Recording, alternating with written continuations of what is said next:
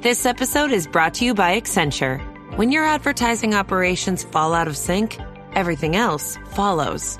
Spotify and Accenture are working together to reinvent the rhythm of ad sales, using automation, analytics, and smarter workflows to simplify campaign delivery and access better data across the business. The result?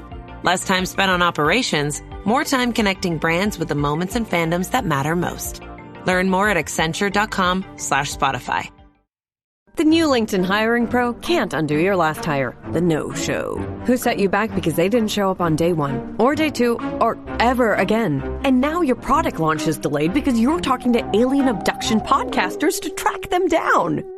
But LinkedIn Hiring Pro can help make sure your next hire sticks. In fact, businesses who use LinkedIn are 24% less likely to reopen a role in the next 12 months. Hire right the first time with LinkedIn Hiring Pro. Post a free job today at linkedin.com/quality. This podcast is part of the Robots Radio Rocket Club, a program designed to help all podcasts reach their full potential. For information about joining the Robots Radio Rocket Club, check out robotsradio.net. Welcome to Holocron Histories, Star Wars Canon versus Legends, where we're going to take a deep dive into the lore of the Star Wars universe. All right, and hello and welcome to the Holocron Histories podcast, where we talk about all things legends and canon in Star Wars. I am Teacup, also known as Austin. I am one of your hosts for this podcast, and I'm here with my other host, Ben of Temeria. Yeah, and so Ben, as our lore person here, what is our topic today?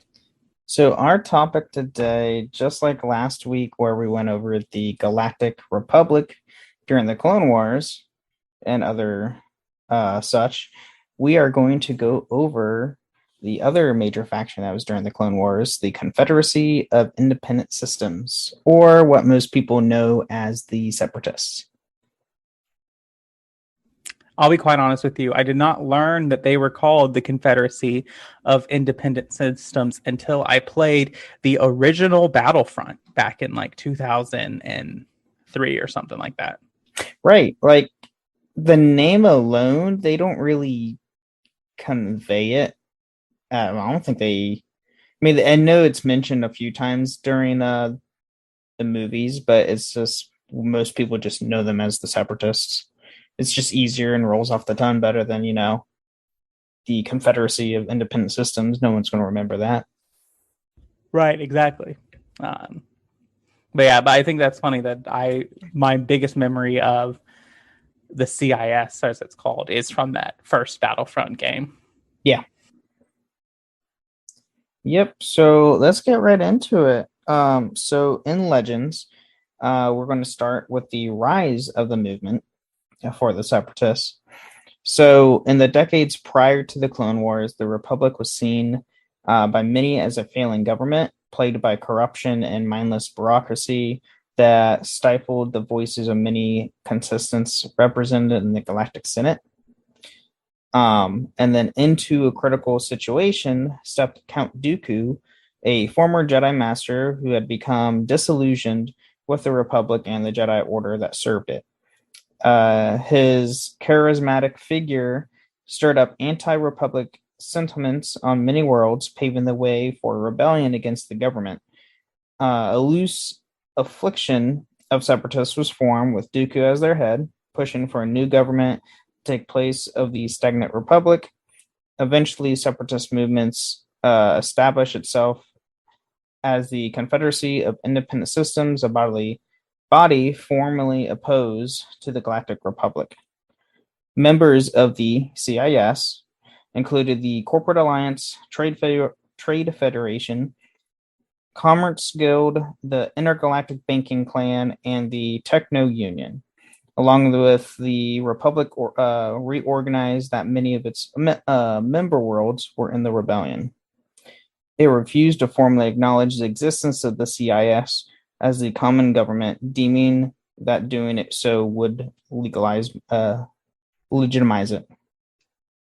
So, with all that info, it shows that this is when Dooku split from the Jedi Order to become basically Darth Tyrannus, under Sidious, he used his influence as a Jedi to help basically make a coup of a sorts. And then with all the different members of the CIS, the main prominent one that most people remember would be the Trade Federation, which we see in episode 1, Phantom Menace, where the Trade Federation is evading Naboo. Yeah, it's interesting about this will be one of the big differences, I think, when we get to canon. With who's in the Confederacy of Independent Systems. And it's interesting. I don't remember. Did you see in research like why? Because if I remember in canon, Dooku leaves the Jedi Order because he's forced to take over the government of his home planet. Is that also in Legends or? If I recall from doing my research, he was doing his own thing. He split from the Order completely, and so it doesn't really say why Dooku, what situation led to him becoming a figurehead. It was just said into a critical situation. So I'm curious what led him to this. I don't think they really fleshed it out in Legends compared to where, in canon, they were, with a lot of the novels, they were fleshing out a lot of the back-end history, or even during the Clone Wars animation. Yeah. I was just curious about that. Yeah. And then we get into the Clone Wars. The Confederacy marshaled armed forces to its cause to eventually use to topple the Republic and take the capital planet of Coruscant. The Trade Federation, commanded by the Republic to downsize its droid army after the Naboo incident, instead of expand its forces in secret, adding its battle droids to the Separatist arsenal, steadily growing with input from other factions, such as the Techno Union, foundries on Geonosis and Hypori, and elsewhere, created countless billions of battle droids ready to fight for the Separatist cause, all while Dooku continued to recruit more star systems to his cause. So, another thing we've talked about in previous episodes, Coruscant is always the one to be targeted and somehow be taken over by an enemy force. And then, demanding the Republic to, downsize while in secret, the Separatists is like, yeah, no, we're going to continue making all these battle droids. And so for the next 3 years, the Republican CIS would be engaged in a brutal war with many dying on both sides. Unbeknownst to the war was merely part of a plan by Darth Sidious to bring about his ultimate goal, domination of the galaxy by the Sith. So, surprise, surprise, Sidious was playing both sides. He was in control of both. And for the first half of the war, the Confederacy was doing well, capturing many planets, despite losses on Mulicent and Dak. However, the tables turned and began to suffer a series of defeats, which led to the Outer Rim sieges. The Confederacy was responsible for some atrocities during the war, particularly by General Grievous. Throughout the war, the Confederacy attempted to gain advantage using superweapons such as the Dark Reaper and the Malevolence Iron Pulse Cannons. God. Reading's hard. So if anybody remembers, those iron cannons were part of wasn't that the part of the ship that was in the Clone Wars that Grievous was control of? Yeah, so It basically is this ion cannon that, when fired, just destroys all electronics. Yeah, it's basically, it shoots out a gigantic EMP. Yeah, and it's pretty devastating. I mean, it basically allows Grievous to move through and basically just decimate capital ships of the Republic, the Venator class cruisers and everything. Yep, which we do see in Clone Wars animation, which, if I recall, didn't he use the weapon to disable Plo Koons? Right? I could be completely wrong. Yeah, that's one of the first little arcs. There's like a 3-episode arc of the Malevolence. Yeah. So, also during the war, there were also many heroes on the side of the Confederacy, including Severance Ton, Dirge, and Asajj Ventress, and General Grievous, many whom were driven by hatred of the Republic or the Jedi. At around the midpoint of the war, Grievous entellated Operation Dirge's Lance, a campaign which spearheaded into the Inner Rim, leading the string of Confederate victories, including the conquest of Duro. At this point, there were certain that the CIS victory was inevitable. So, which we see also in the Clone Wars TV show. If you watch the TV show, obviously General Grievous is in the films, and then we see him promptly in the Clone Wars TV show, as well as we see Asajj Ventress, the dark force wielder assassin that is trained by Count Dooku, who has a prominent role as well. Yeah, I think the Clone Wars really makes it seem like Ventress is Dooku's only kind of disciple or whatever. Mm-hmm. Whereas where in the Legends material, that's just not true. He has several.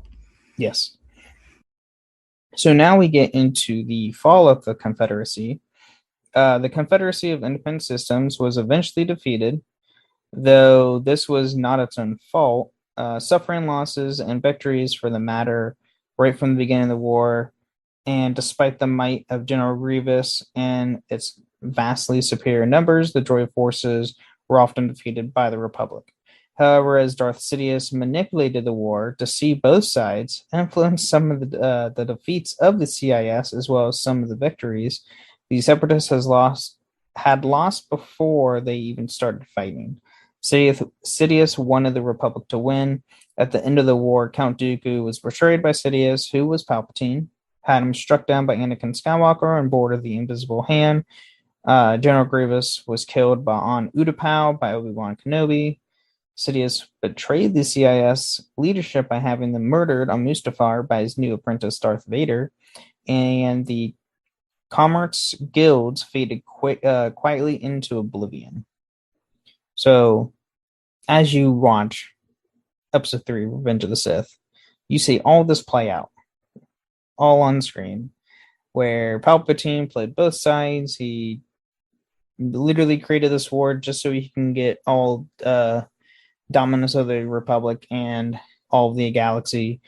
And you see, Anakin, who then becomes Vader, wipe out all the Separatists on Mustafar. And then, yeah.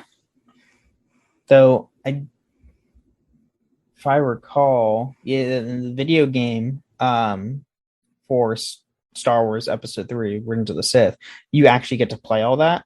As Anakin, when he turns to Vader, you actually go and wipe out the entire Separatists, which is kind of a little thing that we get that we don't see in the film. Man, I don't know if you remember that level of that game, but I hated that because you had the little Nemoidian guards that had the stun sticks. Mm-hmm. It made me so mad. Yeah, it was up towards the end of the game, so they had to put some, a little difficulty into it. Yeah. Just, walk into a room and just slaughter all of them. Right. But yes, I remember being very, very annoyed at that. Yeah, and if anybody wants to play it, you can actually, I believe it's backwards compatible on Xbox, and then it's also on PC. Yes, it is backwards compatible on Xbox, so you need a hard copy. It's not in the Xbox store. Oh, is it not? Not that I've seen. Oh, huh. So then we get to the Confederacy's legacy. So the legacy lives on in the form of the Death Star project, which became the Empire's feared super weapon as well as the Imperial battle droids. So with the Death Star, obviously we all know what the Death Star is. It's in episode 4, it's in episode 6. It destroys planets. But if anybody watches the background when you're watching episode 2, Attack of the Clones, when all the Separatists are trying to get out of Geonosis from the Jedi, you see in the background that they are actually working on the Death Star plans at this time. So it was already a planned thing way before the fall of the Confederacy. And then the Imperial battle droids we see these mainly in canon. We don't see these we see these in Legends, not in canon too much until like Mandalorian really. But they were souped up like stormtrooper looking droids, which I believe were they introduced in Shadow of the Empire? Those are the Dark Troopers. I do know. Maybe Shadow of the Empire, but I thought the Dark Trooper program was in the Jedi Knight series. Yeah, it's one of the two. All the video games, like all the Legend video games, like tie in together a lot of times, or they use similar tropes. So then we get to the aftermath of the Confederacy. So the corporations that made up the Confederacy were imperialized and assimilated into the Imperial war machine, and most of the Separatist worlds were absorbed into the Empire, with many prominent races like Confederacy enslaved, while others, such as the Trandoshans, allied themselves with the Empire. Majority of the droid armies were shut down, providing no opposition to the Imperial stormtroopers. The Death Star project, originally the CIS's, was absorbed by the Galactic Empire.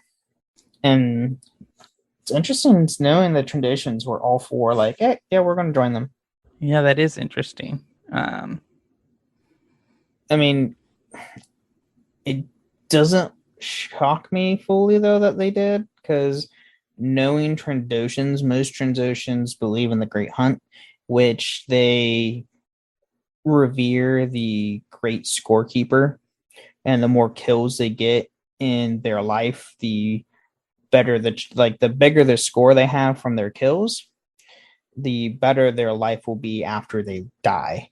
So I feel like most Trandoshans probably join the Empire knowing that they'll fight more or something like that. Yeah, I could see that. It just also strikes me because I feel like Trandoshans also value their like independence, you know?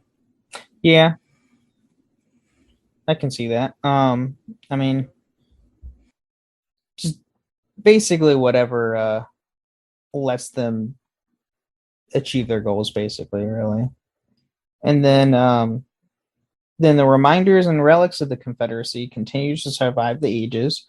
On Jaoga's moon, a small army of droids was accidentally reactivated by some fugitive Jedi. Old droid parts were used by Wookiee forces during a battle against the Imperial forces. In the same battle, an old CIS battle or warship was used to the advantage of the escaping Jedi. A contingent of B-1 battle droids continued to function on Geonosis, although they were defeated by a squad of stormtroopers that crashed on the planet, as well as Wedge Antilles.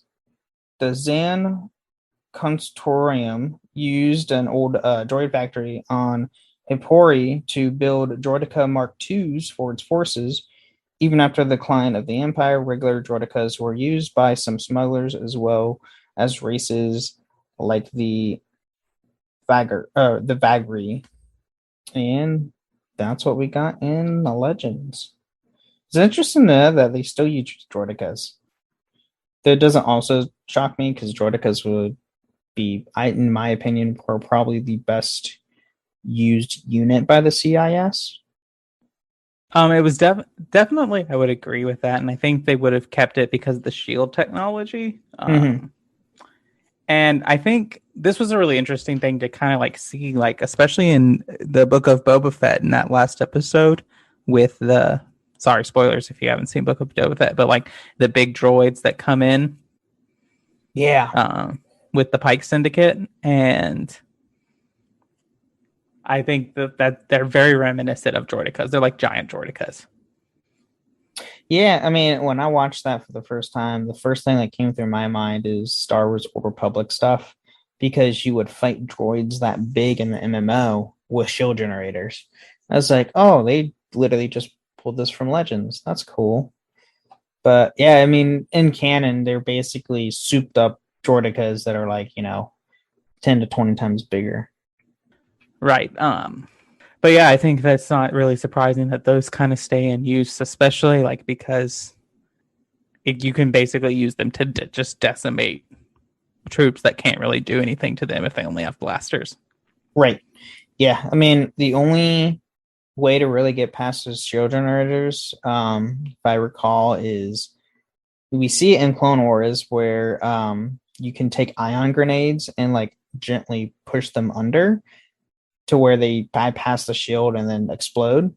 Other than that, it's really like basically force wielders. If you can't wield the force, you kind of like SOL unless you have like ion technology. Yeah, so there is the way they work is they stop everything that has like high velocity coming in at them. So like the lightsabers or blaster bolts or anything like that, but they can't stop things that are slow or things that would otherwise overpower like the circuitry of the shield. So like I believe in Clone Wars, in one of the first episode with Master Yoda on the planet with the Tordarians, one of the clone troopers fires a rocket at like a chasm and it comes down on the droidicas and breaking them down with their shield. I've also seen Jedi lift them up and slam them down. Other than that, I've seen rockets take them out because they can't stop the shrapnel. But yeah, fun stuff. All right, well, you ready for our break? I am. Tomorrow morning is knocking. Stock your fridge now. How about a creamy mocha frappuccino drink? Or a sweet vanilla? Smooth caramel, maybe? Or a white chocolate mocha? Whichever you choose, delicious coffee awaits. Find Starbucks Frappuccino drinks wherever you buy your groceries. At ZocDoc, we know being a healthy adult is like living in a video game. Every day has side quests, taxes, laundry, birthdays, and just when you're leveling up, you have to book a doctor. The insurance portal crashes, they put you on hold, your doctor doesn't take your plan, game over.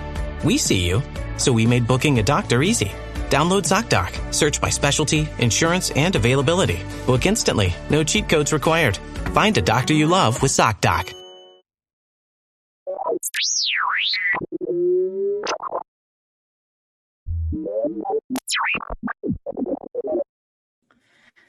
All right. Well, welcome to the middle of the show where we talk about everything that does not have to do with the lore of Star Wars.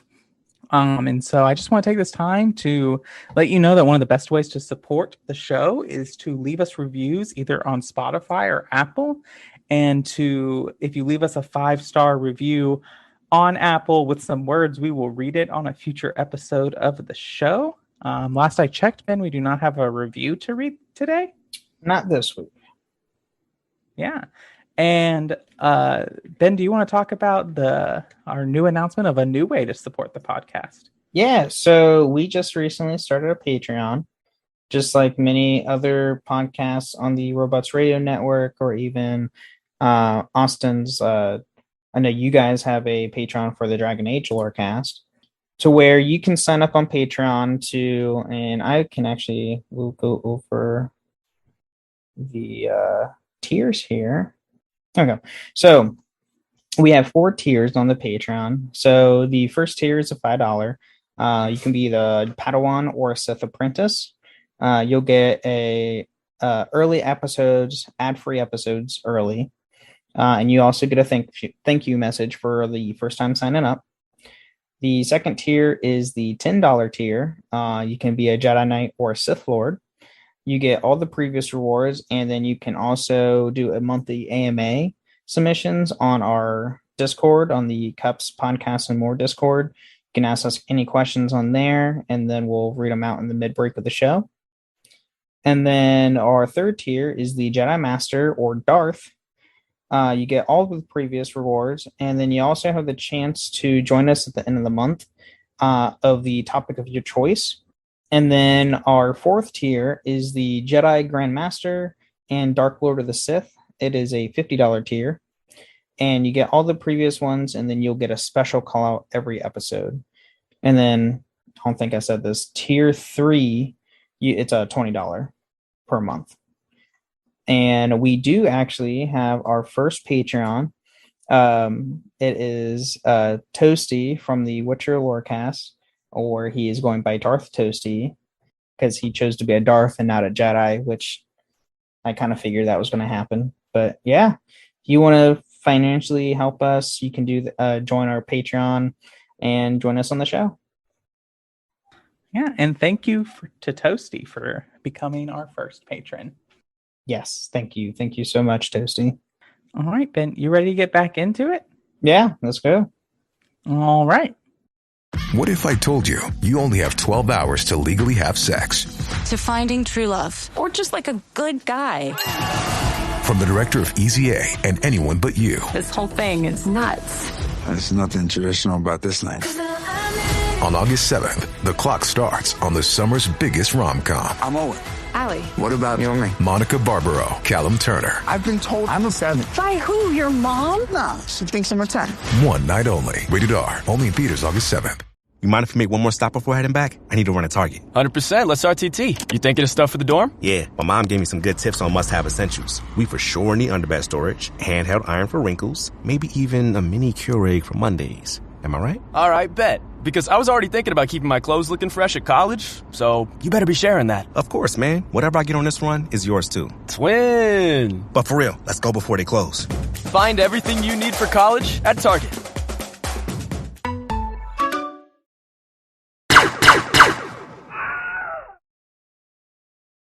All right. Now, since we're back, we can now go into the canon of the Confederacy. So we are going to start with the early foundations. For millennia, the galaxy had been governed by the Galactic Republic from the planet Coruscant in the core worlds, and was overseen by the Galactic Senate, which was led by an elective Supreme Chancellor with assistance from the Jedi Order, who acted as peacekeepers. The Republic, and thereby the galaxy, had not endured conflict for an entire millennia. However, as the Republic carried on, the government became both weak and corrupt. So just like we see in Legends, and we see in the films, the government of the Republic starts weighing down because of all the peace. And then during this era of peace, heightening the political tensions arose within the Republic a decade before the Clone Wars, such as a group of usurpers on the planet Halcyon became discontent with the world's membership and wanted their world to be able to manage their own affairs. They kidnapped several members of Halcyon's planetary leadership and held them in a remote fortress where they prepared for an assault while attempting negotiations with hostages. Internal negotiations failed and led the Senate to eventually authorize the Jedi Order to intervene on Halcyon as mediators and enforcers if necessary. So we even see before the actual founding of the Confederacy, there were already worlds that were fed up with the Republic and wanted to get out. Yeah. I think that, and we really see that even in planets that are super pro-Republic, like Naboo, when we see them in the Phantom Menace, they're still fed up with like the Senate and the Republic. Mm-hmm. Yep. It's more of like the fact that, yes, the Republic's in charge, but the Senate has become so complacent to where they start twiddling their thumbs, or more, it's a lot more infighting in the Senate itself, to where they are so much engrossed in fighting each other within the Senate that nothing gets done. And that's what we see in episode 1, and why the Republic doesn't help out Naboo. Yeah, definitely. And it's what ultimately leads Padme to make the big decision to pull for the vote of no confidence. Mm-hmm. Yep. Yeah. So then we get to the succession from the Republic. The first declaration of succession could be traced back to Count Dooku's reckless address when the Count denounced the Galactic Republic as a feudal enterprise that was hopelessly burdened by corruption and favoritism towards the Crow worlds. Following the address, Dooku founded the Confederacy of Independent Systems and became the Separatist Crisis. And then the fallen Jedi Master's world of inflammatory Ribnik would find receptive audience among young intellectuals in the mid and inner rim universities, both charismatic and exuding confidence. Dooku's message rallied thousands of individuals by recounting decades of experience within the Republic government and publicizing its hypocrisies, corruption, and effectiveness.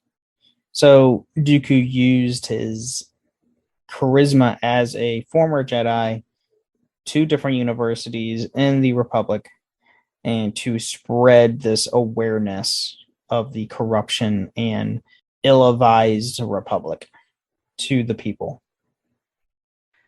Yeah, we kind of get like a little glimpse into this, at least his Dooku before this, at the end of the Master and Apprentice novel. So spoilers for that if you haven't read that. But Dooku basically reaches out to Qui-Gon and another Jedi whose name is escaping me right now. But they were both once Dooku's apprentices, and he reaches out to both of them, basically asking them to join him. And he's like about to like start recruiting and starting this separation thing.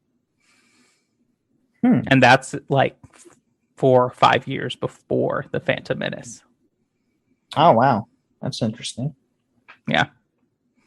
So, with the Separatist crisis intensifying as more systems pledge loyalty to Dooku, Separatist government across the galaxy causing uncertainty and fears that the Republic would be split into two, the Senate of the Republic moved towards the passage of the Military Creation Act, which would establish centralized armed forces to protect the 1,000-year-old democracy for the first time. Meanwhile, Dooku had promised the Viceroy, Newt Gunray, and that he would assassinate Senator Padme Amidala of Naboo if he signed Dooku's treaty. The Viceroy accepted the offer, and Dooku dispatched Jango Fett to carry out Amidala's assassination. And then, despite the failure of Fett's mission, which we don't see in episode 1, Dooku was able to persuade the Trade Federation, the Intergalactic Banking Clan, the Techno Union, and the Commerce Guilds, and the Corporate Alliance to sign a treaty on Geonosis to join together as the Executive Separatist Council. So that we're doing this research, I did not realize that Dooku contacted Jango to assassinate Padme once before episode 2. I think that it was just he hired him, and then there were other points, like that's all leading up to episode 2, because all those members, like the Banking Clan, the Techno Union, the Commerce Guild, Trade Federation, that treaty on Geonosis is during the episode 2. Oh, that's right. what I was saying is interesting about that is that during the Clone Wars arc, we basically learned that both the banking clan and the Trade Federation are having public faces of neutrality during the Clone Wars. Even though everyone and all the senators know where their allegiance lie, they are technically publicly neutral in the conflict. Right. So, which isn't very clear if you just watch the movies. That's true. They don't really go. They don't take a really big deep dive. It's just like, hey, these guys are separatists. That's it. That's it. That's all we got. So in the Clone Wars, oh yeah, we're neutral. Yeah, we're going to stay neutral. We're not doing anything bad. And everybody knows like that's BS.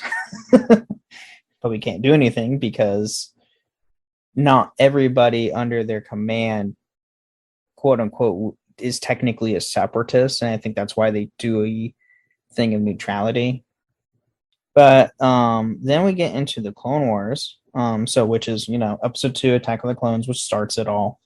As Austin said, we see the Executive Separatist Council form, and Jango Fett trying to kill Padme, which completely failed. They had suffered. Well, he killed 6 people, just not Padme. True, that's a good point. Yeah, he killed a lot of people, just not Padme. Even though he sent another assassin to try to kill her, and then she sent a droid with bugs to kill her, and it was a weird form of trying to kill her. There's an old joke that is like, okay, originally they want Dooku says he'll assassinate Padme, but he doesn't want to do it, so he hires Jango. Jango says he doesn't really want to do it, so he hires Zam Wessel, and Zam Wessel's like, well, I don't really want to do it, so she gets a droid to do it. And then the last joke is like, even the droid didn't want to do it, so the droid got the bugs to do it. Right. And then it goes all the way back to where, Anakin and Obi-Wan are chasing after Wessel, trying to take her down, and then Padme Jango had a clear shot to get a Padme at that point. But what does he do? He goes and kills Wessel. And it's like, wait, what? This just proves that Star Wars doesn't work if you ask too many questions about the plot. Yes. There's some point you just have to say, okay, this is what's happening. That is true. So, as they suffered a defeat in the battle, the goal of the Sith had been fulfilled. The Clone Wars had begun. Shortly, the CIS retreat and vacated its first capital world of Geonosis. These separatists began to seize control of a major hyperspace lane, separating the Republic from its army. And with the outbreak of hostilities, many worlds either declared openly for the Separatists or declared neutrality. Declining to support either side, some of the neutral worlds banded together into a loose alliance, the Council of Neutral Systems for Mutual Negotiation and Defense. This was officially merely an advisory group, not a breakaway government. Both sides negotiated with the neutral worlds, with the Republic trying to bring worlds back into the fold willingly if they had not declared for the Separatists due to fears that taking action against non-hostile worlds would only cause sympathy for the Separatist cause. And I think this is a good point of if you're watching the Clone Wars arc and really understanding what's going on, Mandalore is a neutral system. They are a member of the Council of Neutral Systems. Mm-hmm. In fact, Duchess Satine is one of the main leaders of it. Yes. Which is funny to me that Mandalorians are neutral in anything. Right. In their history, what they love to fight. So, yeah, seeing them as a neutral system is like, really? Are you though? So then the Confederacy would have revealed during the Malevolence campaign its massive new superweapon, known only as the Malevolence, a super or a sub-jugular class heavy cruiser that was commanded by Supreme Commander General Grievous. It worked by firing an ion cannon to disable enemy ships before destroying them with a barrage of more conventional cannon fire. So as we said earlier in this episode, we see this like little 3-episode arc in the Clone Wars animation where you see General Grievous using the ship to disable like Plo Koon's fleet and to where they have to go save them. And then in order to gain much needed support, their attempt by taking over Mandalore, the Death Watch briefly allied themselves with the Confederacy of Independent Systems. Mandalorian commandos performed sabotage missions for the Separatists against the Republic targets. So even if Mandalore was neutral, Death Watch was not. Right. And like this really, if you really want to kind of like understand the different like splinter groups of Mandalorians, and like if that like confuses you in watching the Mandalorian, you're like, why do some Mandalorians take off their helmets and not? Really, kind of like if you watch the Clone Wars arcs of the Mandalorians, you help understand like the different philosophies that had developed among Mandalore and the people of Mandalore. Yep. So, and then by the final days of the Clone Wars, the Republic had pushed back the CIS, taken away most of its territory, and effectively only leaving it with few systems in the Outer Rim to wipe out the Confederacy's last holding. The Republic was laying siege to the Confederacy in the Outer Rim and its holdings in other sectors, with battles taking place on Cato, Nemodia, Megiddo, Salakumi, Kashyyyk, Felucia, Kalar, and Luriak. I think that's how you say it. And while Grievous had launched a counteroffensive against the Republic, pushing its military to the breaking point. So these worlds, as you see, were all prominent in Episode 3. At least some of them. I know Felucia, Kashyyyk were. Megiddo is where Kian Mundi is. Okay. And they mentioned Cato Nemoidia in it's actually just kind of like a throwaway line where Anakin says to Obi-Wan, he's like, not for saving your skin for the 10th time or something like that. And he's like, 9th time, that business on Cato Nemoidia doesn't count. Yes, which they just finally revealed that story in the new Brothers book. I'll have to get that. It just came out May 10th. Yeah, I'll have to get that and read it before the show comes out. Yes, and I still need to get it. I just know that story is in the book to where it like reveals like a plot hole. Yeah. So then the Separatists had launched a surprise attack on the capital of the Galactic Republic, Coruscant, and saw Chancellor Palpatine captured by Grievous and kept on board his command ship. However, this plan was orchestrated by Sidious in order for Anakin to kill Dooku to replace him as Sidious's next apprentice, but no one was aware of the Sith Lord's true intention. So we're getting into things where we see in Revenge of the Sith. A lot of the stuff I'm going to be going over will be from that film. So then after that, Grievous was ordered the fleet to withdraw and became head of the Confederacy of the Independent Systems, who fled to Utapau, which was occupied by them sometime after a crystal incident, where he had and met with the Separatist Council. After a brief disagreement with Newt Gunray, he ordered him and the other leaders to go to the Mustafar system, where they would be safe during this time. There, his location was discovered by clone intelligence. This led the Jedi Council to send Jedi Master Obi-Wan Kenobi to investigate. Having arrived in secret, Kenobi confirmed the presence of General Grievous and ordered a full-scale assault on the settlement. During the ensuing battle, Grievous would be killed by Kenobi while trying to flee the sinkhole planet, which we all see in Revenge of the Sith, where it's an awesome battle between Grievous and Obi-Wan, and where Obi-Wan gets the line, so uncivilized. And hello there. And hello there, yes. The classic meme that everybody uses. Hello there. General Kenobi.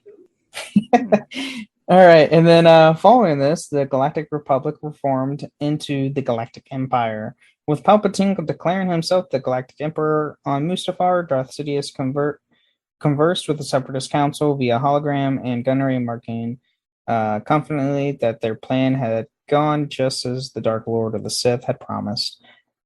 Demoralized by their recent defeats, Gunray and the other leaders had wished to sue for peace, but did not know what Sidious had planned for them, who promised that his new apprentice would soon arrive to take care of them.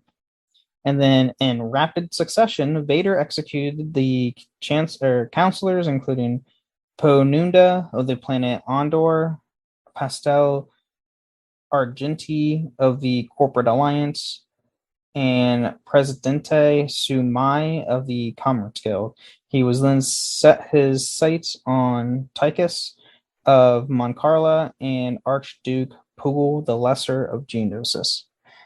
Minister Wat Tambor of the Techno Union, who fled to the Conference Room, and Rune Hako of the Trade Federation were also killed, and only Newt Gunray remained, who begged for mercy but was also murdered by Vader.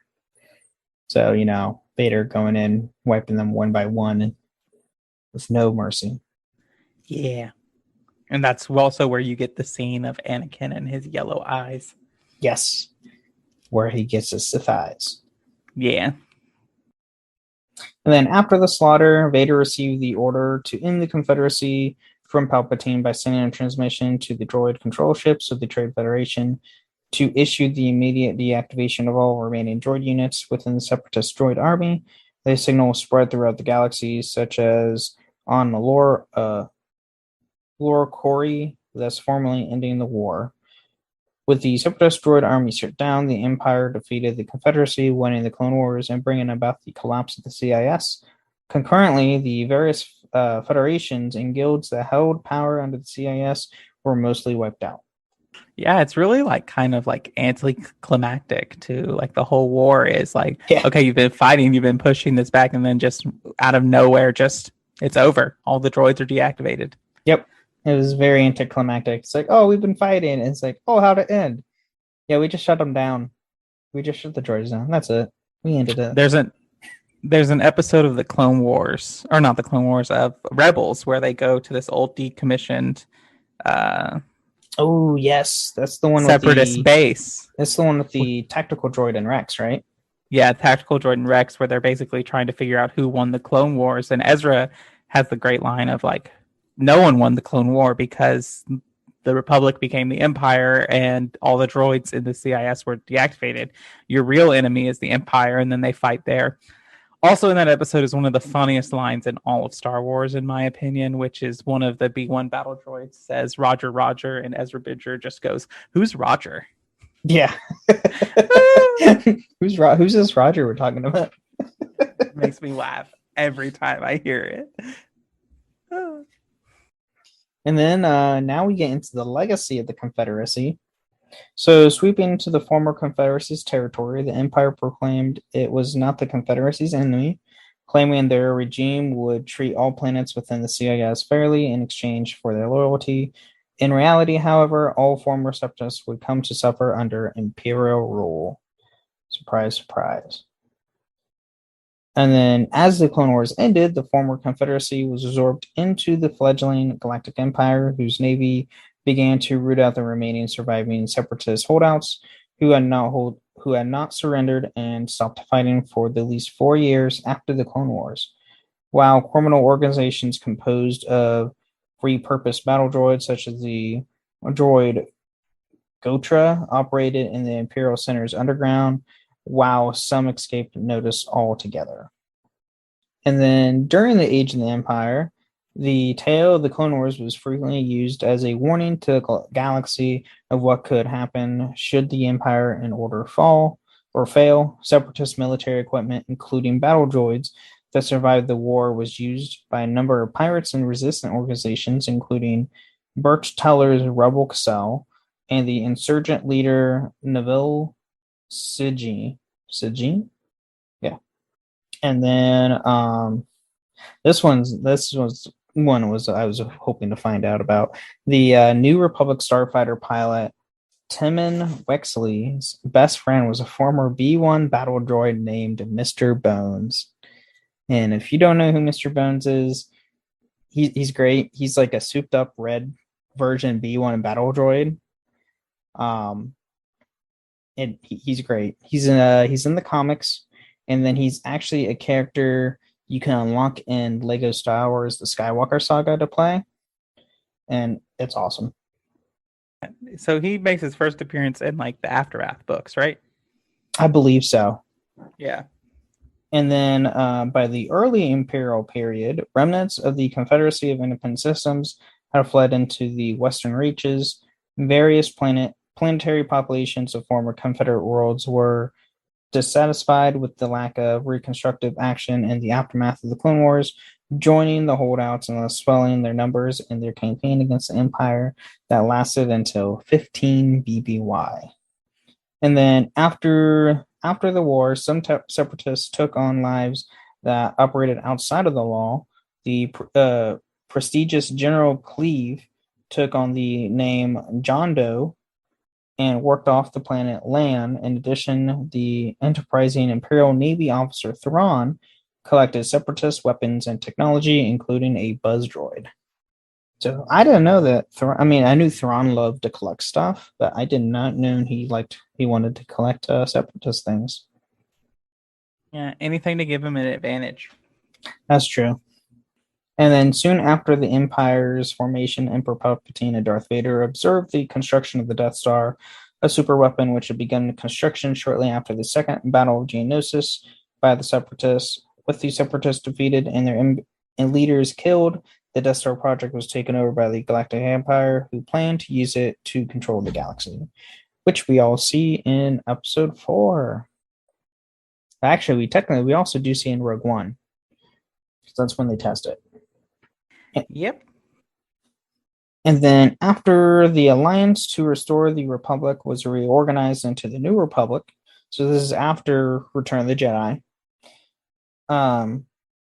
it decided that the capital of the New Republic would be rotated periodically, addressing one of the main concerns of the Confederate systems. So that I did not know. I did not know they periodically changed the capital of the New Republic. I don't know. I know two stuff from a Confederate thing, the Confederate to come back in a way, but it's also, I feel like they probably they did that also to break the curse of their capital world, Coruscant, being sacked every time there's a major conflict. Yeah, I think that's part of it. It's also a thing about a lot of the systems, like planets like Onderon and a lot of other planets that were part of the Separatist Union. When it appeared oh my gosh, the Galactic Republic has become this empire, they basically formed the bones of the Rebel Alliance. Mm-hmm. And it's Bail Organa and Mon Mothma who are out there organizing them into this Rebel Alliance. And so when they're forming the New Republic, there's a lot of influence from what they originally wanted. And there's two factions, and I know one's name is the Populace, and then there's another one, but I can't remember what it is. But basically, it's the same kind of argument. One wants a less centralized government, and one wants a more centralized government. Okay. Yeah, that you can read all about that in the Bloodline book, which is about Leia in the formation of the New Republic. Okay. Yeah. I have to read that one. There's a lot of the new canon books I have not read yet. Mm-hmm. That one's one of the better ones, I think. If you want to know more about Princess Leia and General Leia and how she gets from the end of Return of the Jedi to where she is at the beginning of Force Awakens, that's a good book to read. Awesome. Yeah. But that's what we got in canon for the Confederacy. Yeah, I think one of the things about the Confederacy that is so interesting over the years is when we watch the movies, oh, they were the bad guys. they're still the bad guys. And even in the Clone Wars, they're portrayed as the bad guys doing terrible things. But there were a lot of these systems and planets who just saw a problem with the Republic and really wanted to make the galaxy better and were manipulated as much as the Republic did. Yes.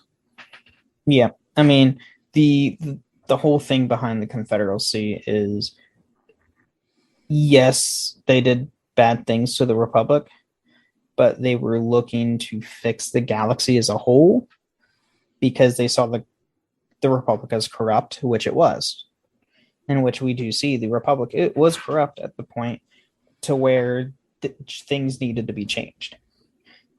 Could they have done a different way to change? Absolutely. But, like you said, they were manipulated by Sidious to go into war and, to be wiped out. Yeah. And I think that, just from a thing, if Dooku and the Trade Federation were not involved in the Separatists, they could have convinced Padme Amidala to come with them. Oh, yeah, without a doubt. She would have been all about seeing that corruption. I think she would have had a little hesitation because she is, especially after reading all the Padme books, she definitely is someone who wants to work within the system to change it. But I think the fact that the Trade Federation and Dooku were a part of this really kind of hurt them from gaining more support. But yeah. Well, if you don't have anything else, I think that's where we can call it a day. All right. Well, thank you for listening to the Holocron Histories podcast. We'll see you next week. And may the Force be with you. Thank you for listening to Holocron Histories, Star Wars Canon versus Legends. You can find us on the Robots Radio Discord at robotsradio.net. You can also follow us on Twitter at SWHoloHistories and contact us at holocronhistories@gmail.com.